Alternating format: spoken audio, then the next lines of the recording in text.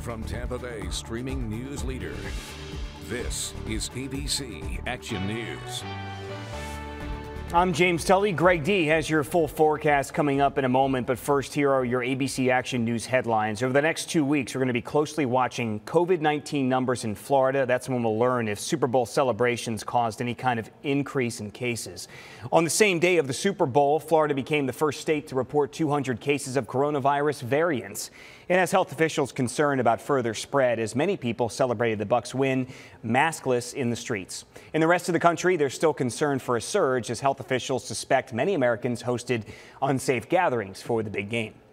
The cleanup from the Super Bowl is underway in Tampa. So far, the city says it's thrown out 10 tons of garbage. The Solid Waste Department says Ybor City, and specifically the iconic 7th Avenue area, were the dirtiest. Those helping to clean the Riverwalk say what stood out for them were the numerous street signs thrown into the water. The cleanup expected to continue for another 2 weeks. Local businesses are cashing in on the Super Bowl, too. The big game has re-energized hotels and restaurants. Tens of thousands of people hit up Tampa's streets from the Riverwalk to Raymond James Stadium. Now, lots of businesses say their sales surged. To give you an example, the owner of Blind Tiger Cafe says sales were up 300% at his Sparkman Wharf location. Nobody wanted to jinx it. I think that nobody understands how big the impact, the economic impact of the game is going to have in a ripple effect for Tampa forever. For the first time in a long time, the Epicurean Hotel in Hyde Park was full. The owner says the Super Bowl really helped turn a corner for him.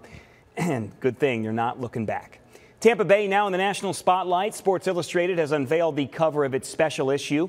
The Super Bowl MVP graces the cover. Tom Brady there. It reads, "The joy of Tampa Bay, the greatness of Tom Brady." And the White House will be inviting the Bucs as well as the reigning NBA champion Los Angeles Lakers to meet President Joe Biden. But the White House press secretary says that's going to happen only when it's, quote, COVID safe. President Biden tweeted after the game congratulating the Bucs, saying the team season was a story of, quote, resilience, reinvention, and grit. Now here's Greg D with your forecast. James, after some fog earlier this morning, we're going to be clearing out nicely as we go into this afternoon, and that's going to push our temperatures close to 80 degrees in Tampa. Low to mid 80s east of I-75, though right at the coast, right at the beaches, will stay closer to 70, even some upper 60s. Dew points in the 60s, so it'll actually feel warmer than that air temperature.